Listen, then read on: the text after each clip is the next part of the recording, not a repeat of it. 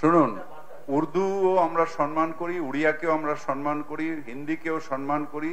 এই তো হিন্দিতে বললাম, আমরা সবাই সব ভাষাই আমাদের কাছে অত্যন্ত গুরুত্বপূর্ণ। উর্দু ভাষা ইসলামিক ভাষা নয়, উর্দু ভাষাও ভারতের সৃষ্টি হয়েছে, ভারতীয় ভাষা। মনমোহন সিংজি নিজের বোনদের উর্দু ভাষায় চিঠি লেখালেখি হতো। আগেকার দিনে আডবাণীজিও উর্দু ভাষা জানতেন। অটল বিহারী বাজপেয়ীর অনেক এতে ওনার যে শায়েরি, মানে ওনার যে কবিতা আছে, তার মধ্যে উর্দু অনেক ল্যাঙ্গুয়েজ রয়েছে।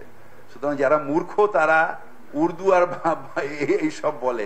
অ্যাকচুয়ালি মূর্খরা যারা অর্ধশিক্ষিত তারা এটার কথা বলে।